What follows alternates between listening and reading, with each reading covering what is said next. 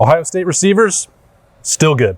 Thanks for joining us on Snap Judgments here at the Woody Hayes Athletic Center. That's all she wrote. I don't think we have anything else to add. Bill Landis, Jeremy Birmingham, is that it? My favorite part of the evening, actually, if we can be honest about what we're doing let's here do it. and talk to the people about the things that we actually saw. Tell America. Is when Ohio State's new long snapper, John Froman, went to a table to be interviewed by the media. And everyone said, who's that? Because we haven't seen him. And all of the specialists at this point, outside of Jesse Mirko, because of his beard and hair and general, Australian beach vibe, everyone else looks exactly the same. So I could not tell who it actually was. It's kind of unfair to the specialists that they had to go on the same day as the unit with the most star power on the team. Yeah, but they're getting first. It's the two most important units on the team. What are you talking about? They're getting first blush here, though. They're getting first blush here, and we're told by Jerry that they were all 5-star recruits as specialists. I'm not sure if that's correct. The receivers were. As Parker Fleming came up to get ready for his turn at the table, he was asking the other specialists who were there watching if John Froman had said anything dumb. And they were like, "No, he's been good. He's very, very serious." And I told Parker, I'm like, the days of Liam McCullough and Drew Crispin were when we actually liked talking to specialists because they were fun. Maybe you should tell your guys to be fun. And he said, no, we don't like fun in our room. That's not true. The specialists love fun. I bet they like I'm fun. paraphrasing a little, but the message was definitely, no, we don't want personalities like that in the room anymore. I do, but they have had personalities, even Jesse Mirko is still a personality. Yeah, but I don't. But he's Australian. He has no choice. Is he a ringleader? I don't know if he's a ringleader. Well, I guess it would help if they just would name a kicker and then we would know. They did not name a kicker. That competition is ongoing. 2 huge competitions raging inside of the Woody Hayes. If you have 2 kickers, you have none. Yeah, I wonder if anyone subscribes to that theory. Parker Fleming was asked if it would continue into the season, if the battle would rage on, if they might try both kickers, and I was having some real deja vu PTSD to the day before and every press conference that's been about the quarterbacks. I bet Jaden Fielding kicks off first at Indiana. He probably will. I think that's right. I would imagine if we're just prognosticating the special teams' performances. Should we, though? Sure, why not? The day we talk, there's the best position group in the country. There's the kicker who kicks off, which will be Jaden Fielding, and I think Parker Lewis will be the field goal kicker. That's what I think. I would agree with that. Yeah. If you came for a conversation about the Ohio State wide receivers, you are finally now in the right place. Bang. How about we just transition over with the fact that Emeka Egbuka is the leader and still likely to be returning all the punts for Ohio State, and they are looking at... Don't like that. Don't like it. Yeah, don't like it. You know why I don't like it? Because you asked him a question, or you asked him after somebody else asked him what the biggest difference for Emeka was between last year and this year, and he said, I'm healthy. Yes, he did say that. And, that's the case. We all watched the dip in his performance from week 8 or so on last year to the end of the year. We all knew he was hurt. For him to acknowledge that and say, hey, I was not my best self, why put your player who is like the second most valuable player on your offense going into the season, in a position to get extra hits on him that he doesn't need? Well, Berm, you might not like this because I followed that up by asking Parker Fleming who was going to return kickoffs. Oh, God, no. It's Marvin Harrison, isn't it? And he said, we've got some guys who've done it. And he said, Emeka's done it. Travion's done it. And X has done it. I'm okay with X. Yeah, Xavier Johnson should steal some touches on special teams. That's the best way forward. Those other 2 guys, if Travion Henderson returns a kickoff, I will lose my freaking mind. I can't even imagine. I know this show is officially off the rails at this point, but school's in session, so they moved it to the evening. So this is crazy hours.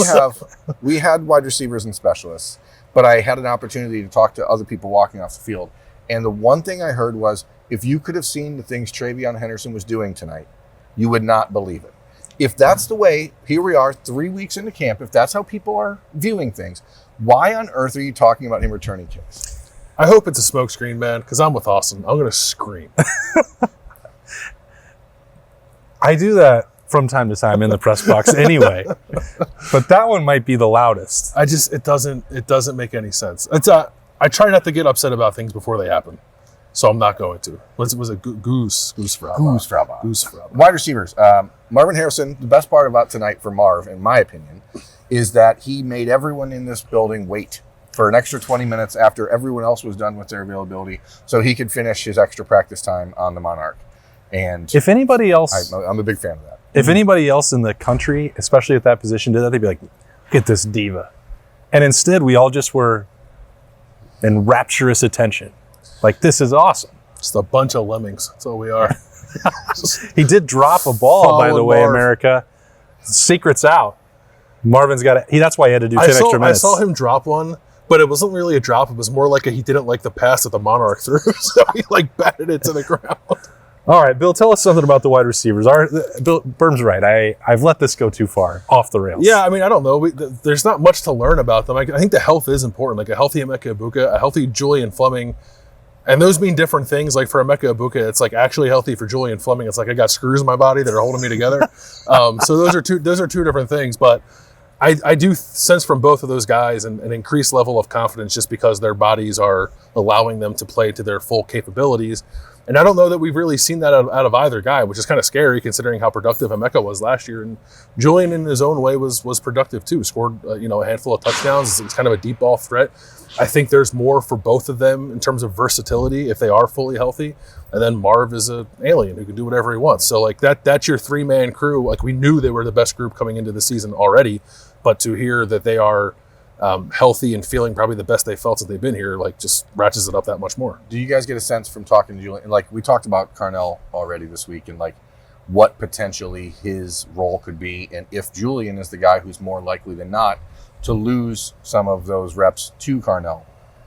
Do you get the sense that Julian, for a number of reasons, year 3 in the program, the opportunity to go off to the NFL, do you feel like maybe he's more dialed in than we've seen him? Year 4, right? I mean, 2020. Yeah, so, year 4. So. And yes, and I think that Julian would not, I don't think, admit this publicly, and I won't speak for him, but I think when Brian Hartline is making all these comments and there's all the power rankings about Marvin's number 1 and Emeka's number 2, and then there's all this attention on Carnell Tate and he's going to have to take reps from somebody, and it's got to be Julian Fleming because it's not going to be those other two. And then you talk about, or I do, the other roles for Xavier, and who would that come at the expense of? This is a player who was the number 1 rated recruit in the country once upon a time, and he believes that he can be an NFL high-level wide receiver. So that's got to irritate him some. And but how does that work? If you have both your shoulders pop out, I think that's forgotten. There's screws in both of these shoulders now. He has never played a healthy snap at Ohio State, period, bar none. When he showed up, the one shoulder was already damaged from high school. They waited to get that one fixed till after the freshman year. Then it took 2 more years. They thought he could get by. He was playing with, it wasn't quite a bionic shoulder yet. It was just holding it in place, but it was popping out multiple times a season, a practice. We saw it in the Rose Bowl. Go to the sideline, pop it back in and go. This will be the first time that Julian Fleming, forgetting about routes, wing tee offense, all the other things, gets to be healthy and show why people talked about him that way 5 years ago as the number 1 player in the country. Plus the motivation, I'd be surprised if Julian Fleming doesn't pay that off. I really would. Yeah, I think I would too. I don't know that I'm on alert for that's a 50-50 split now between those two guys. I mean, they play. You have to remember they play 70 snaps a game, and some games more than that. There's going to be plenty of opportunity. I don't think any of these receivers are going to play 70 snaps unless it's the Michigan game or a playoff game or maybe Penn State. The majority of the schedule, there's going to be times for Carnell Tate to play, and I think back up all the talk that we've heard about him. It does not necessarily have to come at the expense of a veteran like Julian. You can sense it from him that he is so sick and tired of being asked about being the number 1 recruit in the country, about being a 5-star wide receiver, about all the expectations, because he's been asked that same question the last 4 years on this night. They're like, you have a lot of expectations coming out of high school. How do you feel about that now? Well, I'm still annoyed by it, and I'm still. There should be a rule after a year you can't talk about recruiting rankings anymore. I mean, I think that's probably fair. Yeah. Until your senior press conference before your last game. Yes. And it's take us back through your recruitment. That's right. Yeah. How did it feel when you made that? Because we haven't been talking about it for 4 years. Julian's decision to buy in. I mean, last year, it wasn't a matter of him not doing it a year ago. He was an Iron Buckeye. He was all the things that you want as a teammate, but then if he's not healthy, it opens the door for guys like Carnell to do what they've done. And so even if it is 15 snaps a game, even if it's 75-25 split, that's not going to be the expectation that he had coming into his 4th year at Ohio State. So I really do think he's a guy that maybe is being overlooked in the sense that people are like, oh, well, the new shiny toy is here, let's put it in. But, Julian is going to be all right. That's my bottom line.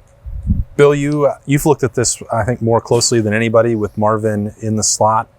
And he, was asked about that again after practice. And, it doesn't, I don't know, his answer made me think that he doesn't expect to do that a ton. And maybe it's, being wary of the spies and giving away the game plan. But what did you make of his answer and how that impacts Ohio State's offense? What did I make of the demonic smile that came across his face when he talked about going up against safeties? I think he's into the idea.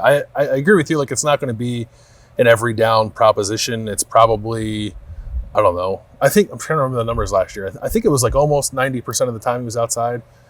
Maybe it's 80% of the time this year or 75%. He's not going to be in the slot, but they have to find ways to move him around and get him favorable matchups because he is now the top of the scouting report guy for everybody. And even for as good as Emeka is, I think there's probably a pretty sizable gap between Marvin and everybody else when teams are preparing to face Ohio State. So you have to counter that by moving him around the formation, not keeping him stagnant to the boundary, which is basically all he did last year. And he talked about that at Big Ten Media Day. So it's not necessarily always moving inside. I think it's just field boundary inside, whatever.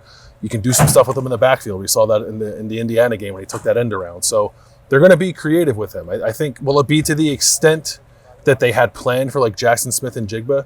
Probably not, but I think you might see some of that. And the fact that Marvin was able to rattle off the history of slot receivers here, going back to basically since Ryan Day got here, starting with KJ Hill, Paris Campbell, he's like Garrett Player of the Year. He knows his stuff, which was why do you know that? Makes you think he's probably watched some film. I think he knows that because he's watched some film, which means he's going to do it some, but maybe not all the time. Probably not all the time. I think what's interesting, we all pretty much, I think, are in agreement that the Ohio State wide receiver room is the best in the country, top to bottom. I thought we'd see Xavier Johnson tonight. He had to go to class. First day of class. Studious. He's in his 6th year, and he's still going to classes doctor class on a Tuesday night. What a man. What a dude. Yeah.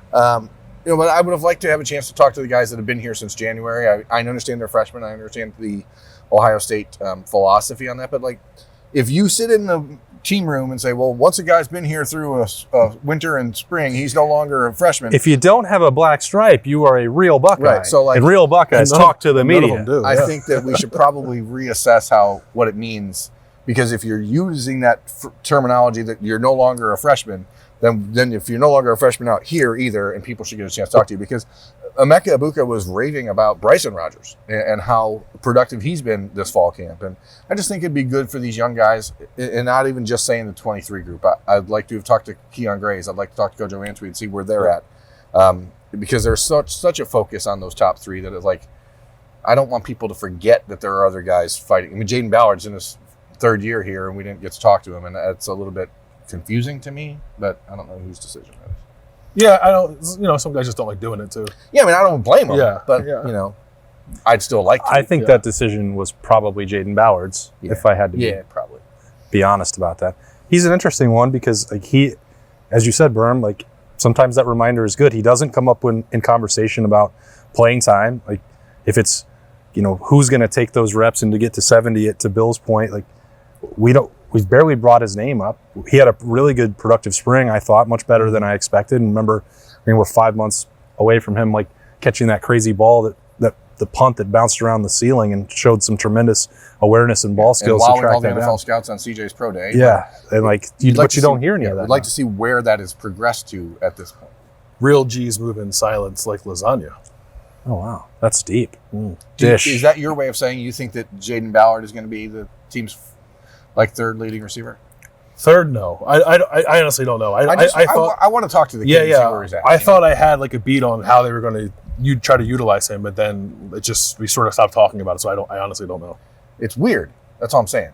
We've moved on, and I understand why people maybe gloss over the 22 group, because there was the 23 group is new and shiny, like I said earlier. But Jaden Ballard was the talk of the town in the spring, and wasn't out here again. Even if that's on him, nobody else brought him up either.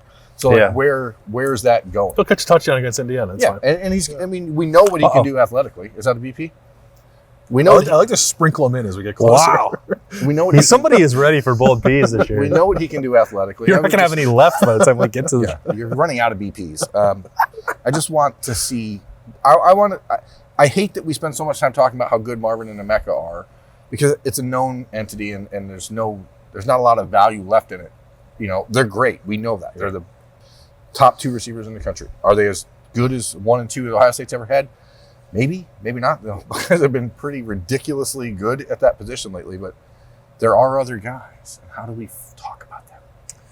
Well, one way will be getting on the field against Indiana or Western Kentucky or Youngstown State, and that opportunity is rapidly approaching in a week and a half. And I, for one, can't wait to have some games to break down so that we can get through this training camp madness. And we're done with training camp availability. There will not be any more Snappy Jays until next Tuesday after Ryan Day's game week availability. They're shutting it down on us. They're going to take it down a little bit. I think they usually give them an extra day off so that they can get a day ahead working Sunday, Monday, Tuesday. I don't know that for sure. That's been the blueprint in the past. We'll see how that transpires. But we won't be back in here for one more week. So we'll find other ways to fill the void on the podcast, I promise. Snappy Jays will be back at the first opportunity, and it'll be ahead of Ohio State, Indiana next week. That's Bill and Brian. I'm Austin. Thanks so much for joining us. We will talk to you later.